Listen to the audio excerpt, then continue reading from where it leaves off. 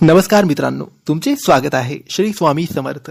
मित्रांनो, तुम्हाला माहीतच असेल की सुपारीमध्ये श्री गणेशाचा वास असतो. जेव्हाही सत्यनारायणची पूजा असू द्या, लग्न असू द्या किंवा अन्य कोणते होम हवन किंवा कोणत्याही पूजा असतील, तिथे गणपतीचे स्वरूप म्हणून सुपाऱ्या सुद्धा ठेवल्या जातात आणि सुपाऱ्यांचे सुद्धा पूजन केले जाते. पण ही सुपारी खाण्याची सुपारी नसते, ही पूजेची सुपारी असते, जी आपल्याला पूजा सामग्रीच्या दुकानात आरामात मिळते. मित्रांनो, आज तुम्हाला आम्ही फक्त एक सुपारीचा असा एक उपाय, असा एक तोडगा सांगणार आहे, जो तुमच्या सगळ्या इच्छा पूर्ण करू शकतो, तुम्हाला नशिबाची साथ मिळवून देऊ शकतो. तुम्हाला हा उपाय फक्त तुमच्या घरात 7 दिवसापर्यंत करायचा आहे. 7 दिवसानंतर तुमची इच्छा नक्की पूर्ण होईल. आता तुम्हाला या उपायासाठी एक पूजेची नवीन कोरी सुपारी लागेल.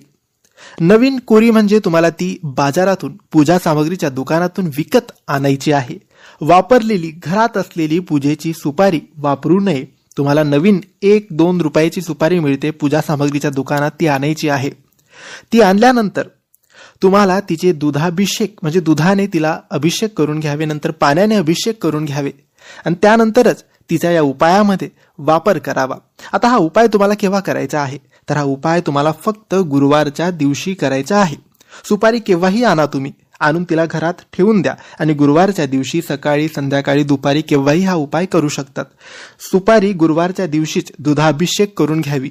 त्यानंतर ती सुपारी आपल्या देवघरात ठेवून द्यावी. कोणत्याही बाजूला, डाव्या हाताला, उजव्या हाताला, कुठेही ती सुपारी तुम्ही ठेवून द्यावी, जिथे तुम्हाला सोयीस्कर वाटेल तिथे.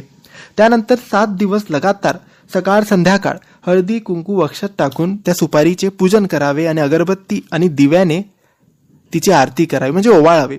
7 दिवस तुम्ही ही प्रक्रिया अवश्य करावी आणि 7 दिवस झाल्यानंतर म्हणजे 8व्या दिवशी ती सुपारी देवघरातून तुम्ही घ्यावी आणि आपल्या तिजोरीमध्ये कायमस्वरूपी ठेवून द्यावी.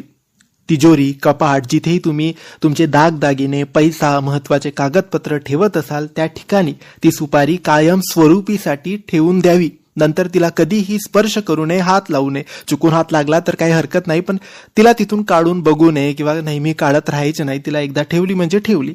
मग तुम्ही ती तिजोरीमध्ये ठेवू शकता. दुकान असेल तर दुकानाच्या गल्ल्यात, ऑफिस असेल तर ऑफिसच्या मुख्य ठिकाणी तुम्ही ही सुपारी ठेवू शकतात. हा उपाय खूप चमत्कारी आहे. तुमच्या इच्छा हा पूर्ण करू शकतो. नशिबाची साथ तुम्हाला मिळवून देऊ शकतो. हा उपाय तुम्ही नक्की करा.